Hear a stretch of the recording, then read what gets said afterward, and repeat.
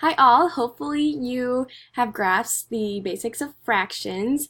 If not, you are always welcome to send me an email or to request a Google Hangout session where I'll be happy to talk you through some more examples as these are kind of hard concepts to grasp at first. And as you know, there are no specific due dates for these modules, just as long as you get them done by the last day of the course.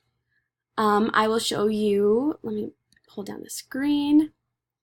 You don't want this.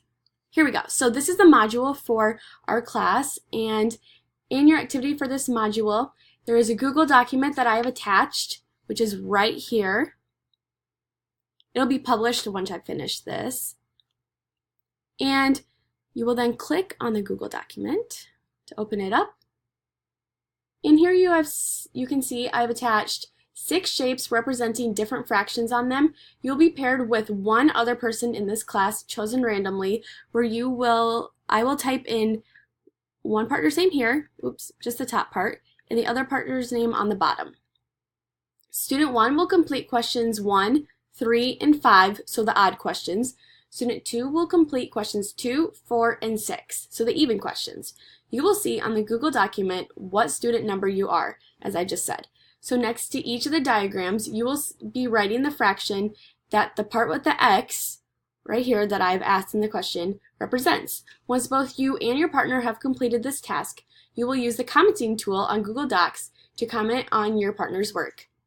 You guys all know how to do this. You guys did it last year, and so you all should be very well aware of how to do that. If you have any other questions, you can ask me or you can ask another person in your class. So you will comment on whether you agree with their answer or disagree with them. If you disagree, you are to help your partner see what they did wrong.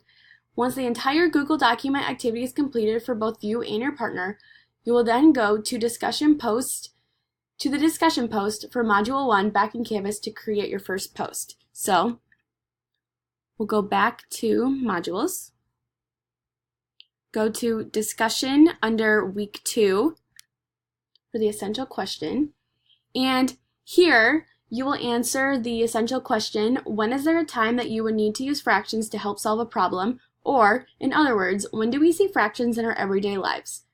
You can see here that I have made an initial post to demonstrate what this will look like when you complete it. So this is my initial post right here that I'm highlighting. Once you and your classmates have started to make their posts as well, you will need to comment on one other peer's post.